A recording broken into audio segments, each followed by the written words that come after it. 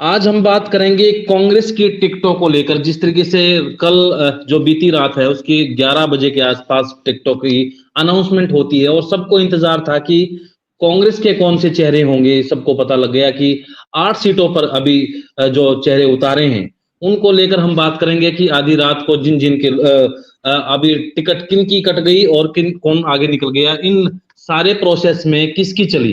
तो इसके लिए हम बात करेंगे प्रद्युमन जोशीला से। प्रद्युमन भाई, एक तो आधी रात को सबने जब देखी खबर कि फला फला लोगों की यहाँ पर टिकट मिली है, कई नाम चौंकाने वाले थे। आपको क्या लगा? जी, सबसे पहले तो डॉक्टर साहब, कल 11 बजे के आसपास जो टिकट अनाउंस हुई उससे 2 घंटे पहले ही हमने सोशल मीडिया पर ये चीज डाल दी थी कि कुछ ही देर में कांग्रेस की टिकटों की अनाउंसमेंट हो जाएगी। कल जिस तरह से कांग्रेस पार्टी ने 8 प्रत्याशियों की घोषणा की है, उसमें से टोटली भूपेंद्र सिंह हुड्डा और उनके परिवार की, उनका जो खेमा है उसकी इसमें चली है। और 8 में से 7 टिकटें चौधरी भूपेंद्र सिंह हुड्डा के जो खासम खास हैं उनको मिली है। एक टिकट मजबूरीवश कुमारी शैलजा को देनी पड़ी, क्योंकि वहां कोई और बहुत ज्यादा मजबूत प्रत्याशी नहीं था। तो लिहाजा कुल मिलाकर के ये कहा जा सकता है कि चौधरी भूपेंद्र सिंह हुड्डा ने कांग्रेस पार्टी में अपने जितने प्रतिद्वंद्वी थे, जो बार बार एसआर के गुट, या उसमें अब चौधरी बीरेंद्र सिंह को भी हम जोड़ सकते हैं, एसआर के बी, इन तमाम लोगों को राजनीतिक रूप से पार्टी के अंदर धराशायी करते हुए ये दिखा दिया कि वर्तमान में हुड्डा इज कांग्रेस और कांग्रेस इज हुड्डा। हरियाणा में सब कुछ चौधरी भूपेंद्र सिंह हुड्डा है कांग्रेस पार्टी में। जो उनके साथ बना करके चलेगा वो फायदे में रहेगा, जो उनकी खिलाफत करेगा या उनके पैरेलल खड़ा होने की हिम्मत करेगा तो उसके पर कतर दिए जाएंगे। जी, तो इसमें बात ये है प्रद्युमन भाई कि जिस तरीके से जब यहाँ पर चौधरी बीरेंद्र सिंह ज्वाइन किया तो एआईसीसी में तो चौधरी भूपेंद्र सिंह हुड्डा भी थे, एसआर के ग्रुप भी था, सब थे। तो दिक्कतें कहाँ रह गई? जबकि उम्मीद यही जताई जा रही थी कि जो हिसार की सीट है वो कहीं ना कहीं ब्रजेंद्र को जाएगी और चौधरी बीरेंद्र सिंह का इतना बड़ा कद है कि उनकी टिकट नहीं कट सकती। आपकी बात बिल्कुल मैं सहमत हूं। चौधरी बीरेंद्र सिंह का ना केवल हरियाणा की राजनीति में बल्कि देश की राजनीति में बड़े सम्मान के साथ नाम लिया जाता है। और उनका जो 52-53 साल का राजनीतिक अनुभव है, राजनीतिक उनका जो एक कैरियर है, उसमें कहीं भी ये लग नहीं रहा था कि ब्रजेंद्र सिंह को वो टिकट नहीं दिला पाएंगे। जो चौधरी बीरेंद्र सिंह कई मुख्यमंत्री बना चुका है, कई राज्यों का प्रभारी रहा है, और एक वो दौर था जब चौधरी भूपेंद्र सिंह हुड्डा जी को भी उन्होंने ही टिकट दिलवाई थी। लेकिन समय का फेर बदलता रहता है।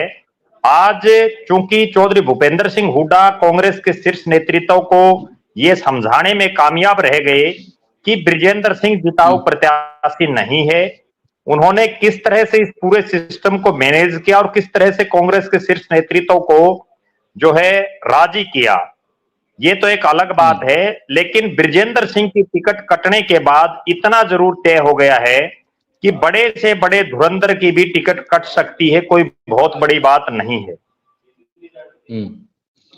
एक चीज ये है कि एक आपको ध्यान होगा, कुछ वक्त पहले एक ऑडियो वायरल हुआ था जिसमें चौधरी बीरेंद्र सिंह बात कर रहे थे किसी समर्थक से, और वो कह रहे थे कि सोनीपत से चुनाव लड़ेंगे तो कहीं ना कहीं भूपेंद्र सिंह हुड्डा गड़बड़ करवा सकते हैं, उनके वहां पर 4-5 विधायक हैं। तो हम सवाल, कहीं वो चीजें तो नहीं आ गई कि आला कमान को पता लगा कि आने से पहले ही इस तरीके की चीजें होना करना शुरू कर दिया है, तो इसका खामियाजा कहीं ना कहीं दिक्कतें हो जाएं, पार्टी को ना उठाना पड़े। तो एक वजह ये भी हो सकती है कि टिकट अब ना दिया गया उनको।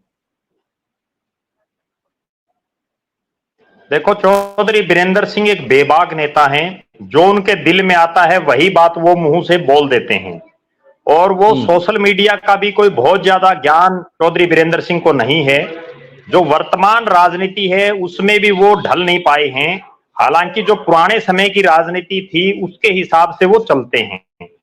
वो अपने किसी भी वर्कर से या किसी भी आम आदमी से जब कभी भी बात करते हैं तो एक बहुत ही खुले दिमाग से जो उनके दिल में होता है वही बात वो कह देते हैं।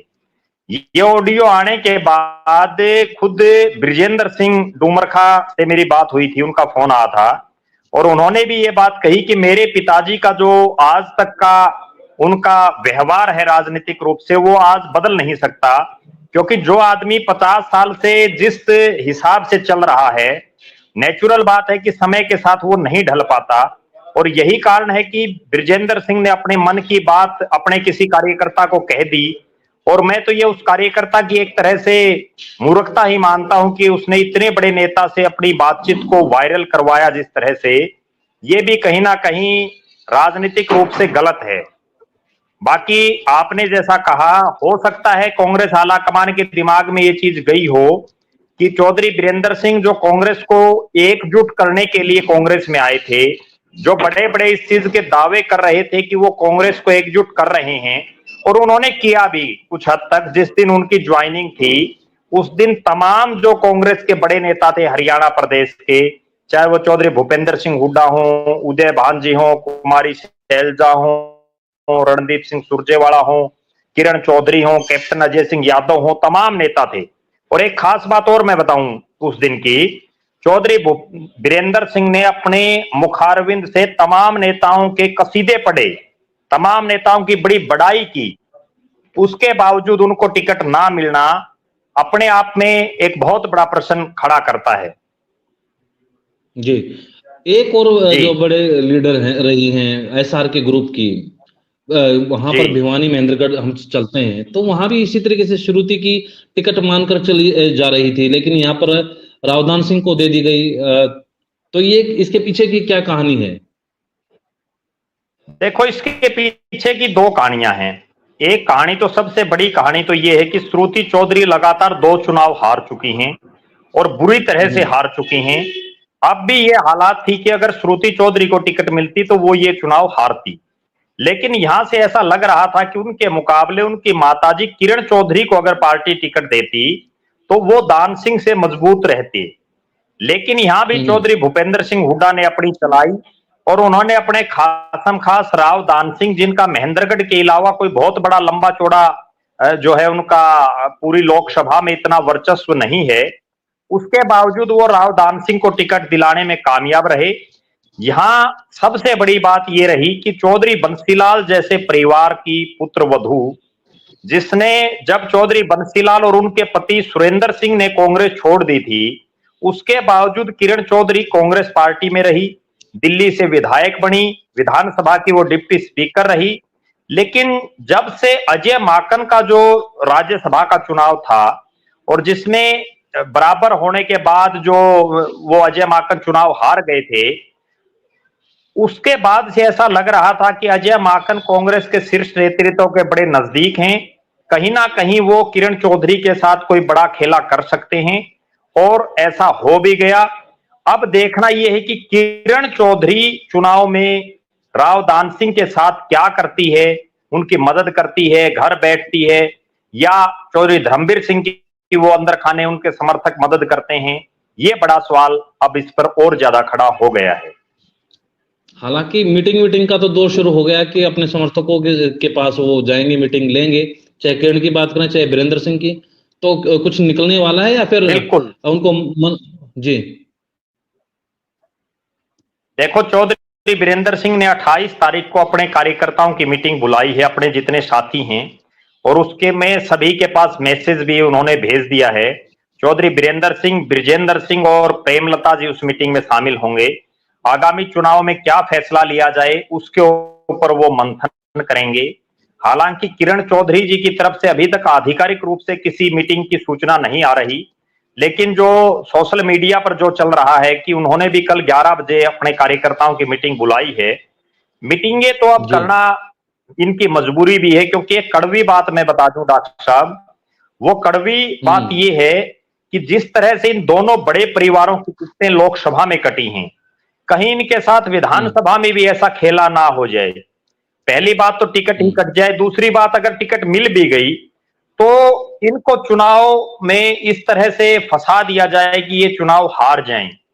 ऐसा अभी से पहले शंकाएं शुरू हो गई हैं राजनीतिक रूप से, और एक चर्चा ये भी चल रही है कि जैसा पिछले दिनों भी चला था कि किरण चौधरी भारतीय जनता पार्टी में भी शामिल हो सकती हैं, जिसकी चर्चाएं काफी लंबे समय से चल रही हैं। भारतीय जनता पार्टी के एक बड़े मंत्री ने सार्वजनिक रूप से ये बातें कही थी, जो किसी समय चौधरी बंसीलाल के परिवार के बड़े नजदीकी थे। उन्होंने ये बात सार्वजनिक रूप से भी कही थी कि यहाँ की नेत्री भी बीजेपी की तरफ दरवाजा खोलने के उसमें है कि वो उस दरवाजे में चली जाएं। तो कहीं ना कहीं राजनीतिक कयासें शुरू हो गई हैं। इतना जरूर है कि जिस तरह का खेला चौधरी भूपेंद्र सिंह हुड्डा ने हरियाणा प्रदेश की राजनीति के इन दो बड़े परिवारों के साथ किया है, हुड्डा साहब ने यह दिखा दिया है कि आज भी वो कांग्रेस में सर्वे सर्वा हैं। और जो एसआर के या कथित रूप से जो कुछ एक कांग्रेस के समर्थक अपने अपने नेताओं को मुख्यमंत्री बनाने का दावा जो प्रोजेक्ट कर रहे थे, उन तमाम नेताओं की हवा चौधरी भूपेंद्र सिंह हुड्डा ने निकाल दी है। जी, तो आज की तारीख में देखें, चाहे आप सिरसा जाएं तो जहां टिकट की बात करें तो वहां कुमारी शैलजा हैं, एक मजबूत कैंडिडेट मानते हैं कि नहीं मानते हैं, एक तो ये बताएं, और एक एक सीट के ऊपर हम जाएंगे। देखो, मैं जो कांग्रेस के प्रत्याशियों की लिस्ट आई है उसमें दो प्रत्याशी ऐसे हैं जो आज के दिन जीतने की हालात में हैं। उनमें नंबर 1 पर दीपेंद्र सिंह हुड्डा और नंबर 2 पर कुमारी शैलजा। लेकिन कुमारी शैलजा तभी चुनाव जीतेंगी जब चौधरी भूपेंद्र सिंह हुड्डा उनकी दिल ठोक करके मदद करेंगे, वरना कुमारी शैलजा के साथ भी वहां खेला हो सकता है। इसके अलावा जो बाकी जो प्रत्याशी हैं उनमें अभी चुनाव चलेगा, उसके बाद ही अंदाजा लग पाएगा कि किस प्रत्याशी में कितना दम है। अगर सोनीपत की बात करें, एक नया चेहरा उन्होंने दिया, आप करनाल की बात करें, एक यूथ को उन्होंने यहाँ पर जगह दी, तो एक सामंजस्य तो स्थापित करने की कोशिश की है, चाहे वो एससी बीसी जनरल जाट और इस तरीके से सारी चीजें उन्होंने करने की तो कोशिश की है। जिस तरीके से जो लिस्ट आई है इसमें हर जाति को उन्होंने छुआ है, देखो ये तो डॉक्टर साहब हर पार्टी राजनीतिक समीकरण, जातीय समीकरणों के और जो भौगोलिक समीकरण है उनके हिसाब से ही टिकटें देती है। अगर हम सिलसिलेवार ही अलग अलग लोकसभा क्षेत्रों पर चर्चा करें तो ज्यादा बेहतर रहेगा। जी, तो एक इसमें बीच में ये है कि मैं तो ये हमेशा कह रहा हूं कि दो रोतकियों ने कईयों का इलाज कर दिया। आपने जिस तरीके से कहा कि यहाँ पर चाहे चौधरी बीरेंद्र सिंह की बात करें, चाहे एसआर के ग्रुप में किरण चौधरी की बात करें, तो दूसरी तरफ जो बीजेपी के नेता हैं, मनोहर लाल खट्टर की मैं बात करना चाहता हूं, उन्होंने टिकटों के वितरण में भी ऐसा दिखा, वहां पर कैप्टन अभिमन्यु जैसे बड़े लीडर्स को हटा दिया, धनखड़ को जगह नहीं मिली, और कई चेहरे थे जहां पर उनको यहाँ पर मान लो कि आप कई सिरसा में देखे तो जो सिटिंग एमपी थी उनकी टिकट कटवा दी, नए चेहरे को अशोक तंवर को ले आए, रणजीत सिंह चौटाला को वहां पर ले आए, जहां कुलदीप बिश्नोई का आप उनको मना रहे हैं, हालांकि बीजेपी जिस तरीके से दिखा रहे हैं, सीएम भी पहुंच रहे हैं, लेकिन एक किस्म से उनको पीछे तो कर दिया उन्होंने। तो दोनों ही तरफ ऐसा हो रहा है, कांग्रेस नहीं बीजेपी में भी। देखो, ये बिल्कुल आपकी बात में बिल्कुल सच्चाई है। दो रोध की पूरे प्रदेश पर भारी हैं, तमाम जितने नेता हैं उन सभी पर भारी हैं। और जिस तरह से मनोहर लाल खट्टर जी ने भी अपने खासम खास चहेतों को टिकटें दिलाई, जो उनके कहीं अड़चन दिखाई दे रही थी उन सब का पत्ता साफ कर दिया। उसी तरह से चौधरी भूपेंद्र सिंह हुड्डा ने अपने नजदीकियों को टिकट दिलाई, और जो कोई थोड़ी बहुत चूचा कर रहे थे उन सब को जो है टोटली जो है उनको खुडे लाइन करके और सिमटा दिया गया है, एक तरह से हम ये कह सकते हैं। अब प्रदेश में किसी कांग्रेस के नेता की ये हिम्मत ही नहीं रहेगी कि वो चौधरी भूपेंद्र सिंह हुड्डा और जो उनका खेमा है उसके सामने कहीं टिक भी पाए। आज कल रात से जब से टिकटें बटी हैं, ना कुमारी शैलजा का कहीं कोई बयान दिखाई दे रहा, ना रणदीप सिंह सुरजेवाला का कहीं कुछ दिखाई दे रहा, ना किरण चौधरी का कहीं कुछ दिखाई दे रहा। चौधरी बीरेंद्र सिंह जरूर प्रेस के सामने आए, लेकिन वो जिस तरह से उनका चेहरा उतरा हुआ था वो सब कुछ बयां कर रहा है अपने आप में। उसी तरह से अगर मनोहर लाल खट्टर जी की बात करें, जब से टिकटें कटी हैं, ना कहीं कैप्टन अभिमन्यु सीन में दिखाई दे रहे, ना कहीं अशोक जो है सुनीता दुग्गल दिखाई दे रही, ना कुलदीप बिश्नोई दिखाई दे रहे, ना ओम प्रकाश धनखड़ दिखाई दे रहे, ना पंडित रामविलास शर्मा दिखाई दे रहे, बल्कि उनका तो दर्द ही छलक गया कि उन्होंने जिस पेड़ को लगाया उसके फल अब कोई और खा रहा है। ना अनिल विज जो इतना बड़ा चेहरा थे वो कहीं कोई सीन में दिखाई दे रहे। तो निश्चित रूप से दूसरी एक, मैं इस बात से सहमत भी हूं कि चलती में अपनी चलानी चाहिए, इसमें कोई दो राय नहीं है। जब इनकी चल रही है, चौधरी भूपेंद्र सिंह हुड्डा की कांग्रेस में चल रही है, मनोहर लाल जी की बीजेपी में चल रही है, तो वो अपनी बात चलाएंगे। एक वाक्य मैं आपको बताऊं, जब चौधरी देवीलाल प्रदेश के मुख्यमंत्री थे और उन्होंने अपने एक बेटे को जो है किसी बोर्ड का चेयरमैन बना दिया, उस पर चौधरी बंसीलाल, उस पर किसी पत्रकार ने पूछा कि चौधरी देवीलाल जी आपने जो अपने बेटे को चेयरमैन बना दिया, ये एक परिवारवाद को आप आगे बढ़ा रहे हैं। तो चौधरी देवीलाल ने बड़ा तपाक से एक जवाब दिया कि क्या मैं बंसीलाल के बेटे को चेयरमैन बनाऊं। कहने का अभिप्राय ये है कि जो इनके निजी लोग हैं, क्या चौधरी भूपेंद्र सिंह हुड्डा कभी ये चाहेंगे कि ब्रिजेंद्र सिंह या वीरेंद्र सिंह या किरण चौधरी उसी संसद में जाकर के बैठे जहां उनका बेटा बैठता है? क्योंकि भय सभी को है। जब चौधरी भजनलाल को दरकिनार करके चौधरी भूपेंद्र सिंह हुड्डा बने थे, वो दौर हम सभी को याद है। उसी तरह से कहीं दोबारा खेला ना हो जाए, तो इस चीज का भय हुड्डा साहब को भी है। इसलिए वो उससे पहले ही अपने तमाम पार्टी के जो उनके, जिनसे उनके विचार नहीं मिल रहे, मतभेद हैं, उन सभी को जो है दूर कर रहे हैं धीरे धीरे। जी, लेकिन कहानी समझ में नहीं आई कि आला कमान को अपने सहमत कैसे किया होगा वहां पर। देखो, चौधरी भूपेंद्र सिंह हुड्डा बड़े विद्वान राजनेता हैं। एक ऐसे राजनेता हैं जिनकी लाठी जब चलती है तो उसमें आवाज नहीं आती। वो जिसका इलाज करना चाहते हैं उसका बखूबी इलाज कर देते हैं। वो अगले को पता तक नहीं चलने देते।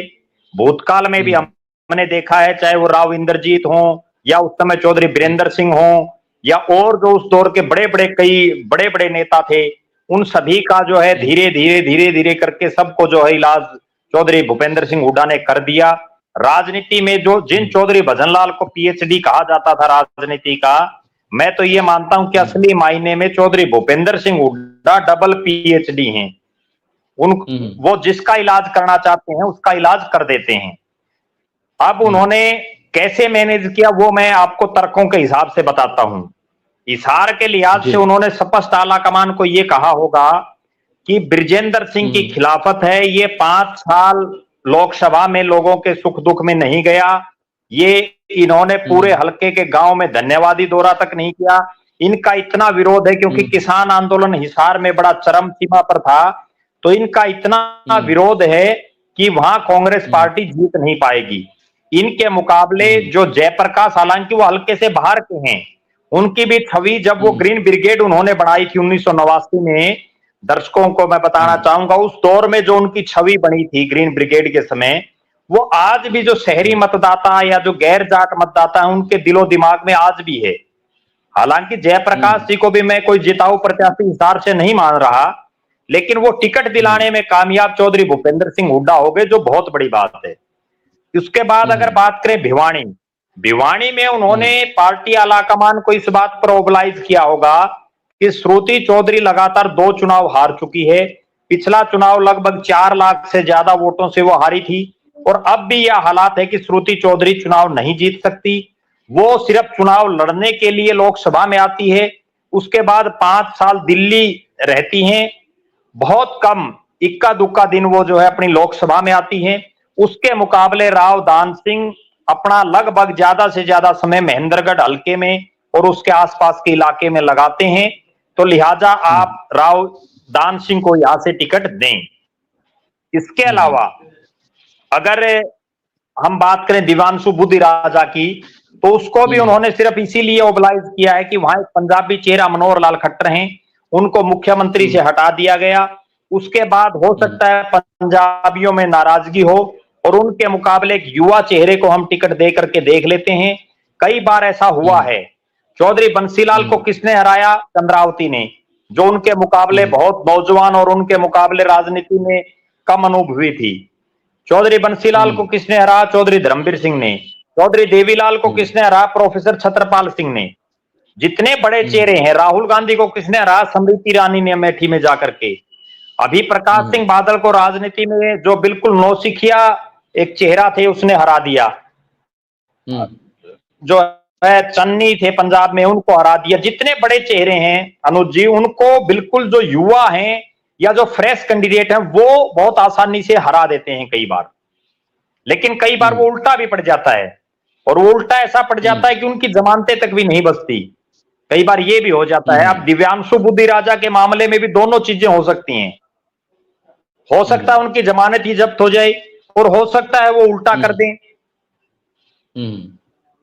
तो इसके लिए तो थोड़ा सा वक्त लेना पड़ेगा हमें, क्योंकि अभी चुनाव जी।